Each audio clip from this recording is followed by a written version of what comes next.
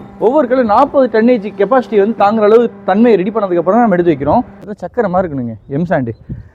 இந்த மாதிரி M sand தான் நம்ம யூஸ் பண்ணுறோம். இந்த மாதிரி எம் சாண்டு யூஸ் பண்ணுறதுனால என்ன பெனிஃபிட்னா கல் வந்து அவ்வளோ ஸ்ட்ரென்த்தாக வரும். வணக்கம் ஃப்ரெண்ட்ஸ், கோவை இன்டர்லாக்லேருந்து அருண் பேசுகிறேன். ஆக்சுவலாக இது நம்ம யூனிட் தான். இந்த இதில் நம்ம என்ன பண்ணுறோம்னா 6 இன்ச் அண்ட் 8 இன்ச் சைஸில் இன்டர்லாக்கிங் பிளாக் மேனுஃபேக்சர் பண்ணுறோம். இப்போ 6 இன்ச் பிளாக் அப்படின்னா நீளம் வந்து ஒரு அடியும், உயரம் வந்து 5 இன்ச்சும், அகலம் வந்து 6 இன்ச்சு இருக்கும். அதே மாதிரி சேம் 8 இன்ச்சுகளை பொறுத்த வரைக்கும் நீளம் 1 அடியும், உயரம் 5 இன்ச்சும், அகலம் வந்து 8 இன்ச்சு இருக்கும். இந்த மாதிரி ப்ராப்பர்ட்டியில் வரும். ஒரு ஸ்கொயர் ஃபீட் வால் ஏரியா நீங்கள் கேல்குலேட் பண்ணுறீங்க அப்படின்னா 2.6 நம்பர் கல் பிடிக்குங்க. ஒரு வால் 10க்கு 10 செவராக இருந்துச்சுன்னா 220 கல் பிடிக்கும். இதுதான் சிம்பிள் எத்திக்ஸு.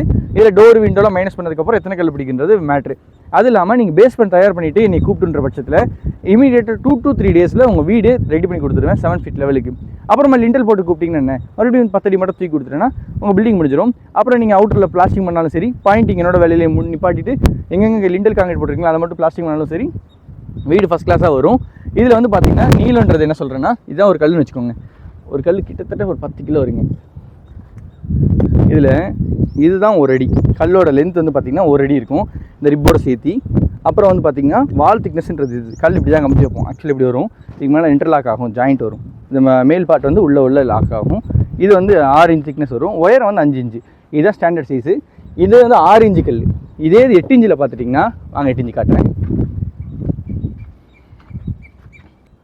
சேம் சைஸில் இது 8 இன்ச்சு கல். இது ஃப்ளையாஸ் கல் தான். இது வந்து பார்த்துட்டிங்கன்னா சேம். இது வந்து 16 கிலோ இருக்கும். ஒரு கிலோ தூக்குறது சிரமம். 16 கிலோ இருக்கும். வால் திக்னஸ் 8 இன்ச்சு வரும், உயரம் 5 இன்ச்சு வரும். இந்த சைஸில் நம்ம தயார் பண்ணுறோம்.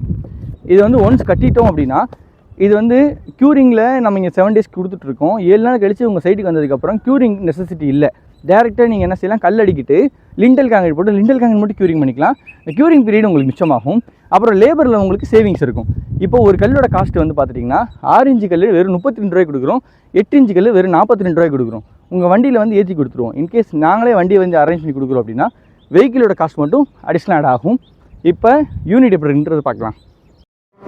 இப்போ நம்ம கல் பார்த்துட்டிங்கன்னா இந்த ரெடியான கலவையை நம்ம கம்ப்ரஷன் மிஷினில் போட்டு ஹைட்ராலிக் மிஷினில் போட்டு ஹைட்ராலிக் ப்ரெஷரை கொடுத்து கம்ப்ரஸ் பண்ணி எடுத்து வைக்கிறோம். ஒவ்வொன்றும் வந்து பார்த்துட்டிங்கன்னா கிட்டத்தட்ட 6 இன்ச்சு அகலமும் 5 இன்ச்சு வித்தும் நீளம் வந்து பார்த்தா 2 அடி இருக்குங்க. 2 அடி கலவையை அப்படியே 1 அடியாக ஃபுல்லாக கம்ப்ரஸ் பண்ணி கொடுக்கும். அதை தான் நம்ம எடுத்து வைக்கிறோம். ஒவ்வொரு கல்லு 40 டன்னேஜ் கெப்பாசிட்டி வந்து தாங்குற அளவு தன்மையை ரெடி பண்ணதுக்கப்புறம் தான் நம்ம எடுத்து வைக்கிறோம். எடுத்து வச்ச கல் தயாரான அடுத்த நிமிஷமே அதை எடுத்து ஸ்டேபிளாக வைக்கிற அளவு வந்து ப்ரெஷிங் கொடுக்குறோம். அது வந்து சிமெண்ட்டில் தயாரானது அப்படின்றதுனால ஒரு கல்லுக்கு வந்து 70 இயர்ஸ் வாரண்டி கொடுக்குறோம். ஒவ்வொரு கல்லும் QC டெஸ்ட்டில் பாஸ் ஆகி 7 டேஸ் க்யூரிங் முடிச்சதுக்கப்புறம் தான் நம்ம வந்து சப்ளைக்கே ரெடி பண்ணுறோம். ஒவ்வொரு கல்லும் அவ்வளோ பாலிஷாக இருக்கும். ஒட்டி நம்ம வேலை செஞ்சு முடிச்சோன்னா பிளாஸ்டிக்ன்றது நெசசரி இல்லை. அது இல்லாமல் ஒன்ஸ் நம்ம கட்டி முடிச்சிட்டோம் அப்படின்னா பில்டிங் வந்து 70 இயர்ஸ்க்கு எந்த ஒரு பரிதலும் இல்லாமல் எந்த ஒரு மழை வெயில் எது வந்தாலும் தாக்கக்கூடிய சக்தி வந்துடும். நாளாக வந்து ஸ்ட்ரென்த் அதிகமாகிட்டே போகும் தவிர கம்மியாக வாய்ப்பு இல்லை. செங்கலுக்கு இதுக்கு இதுதான் வித்தியாசம். இது இன்டர்லாக்கிங் சிஸ்டம்ன்றதுனால கிராக் வராது. இந்த பில்டிங் இந்த மெட்டீரியல் வந்து பார்த்துட்டிங்கன்னா எம் சாண்டு, டஸ்ட்டு, அப்புறம் வந்து நம்ம ஃப்ளை ஆஷு, குட்டி குட்டி ஜல்லி, குருணை இது எல்லாத்தையும் மிக்ஸ் பண்ணி ஒரு கம்ப்ரஷன் நம்ம பேன் மிக்சரில் போட்டு நல்லாவே மிக்ஸ் பண்ணிடுவோம். அந்த மிக்ஸ் பண்ண கலவை எடுத்து நம்ம டேரெக்டாக இங்கே அப்ளை பண்ணி அதை தான் நம்ம இந்த ஹைட்ராலிக் ப்ரெஷர் கொடுக்குறோம். இந்த ஹைட்ராலிக் ப்ரெஷர் காட்டுறமாங்க.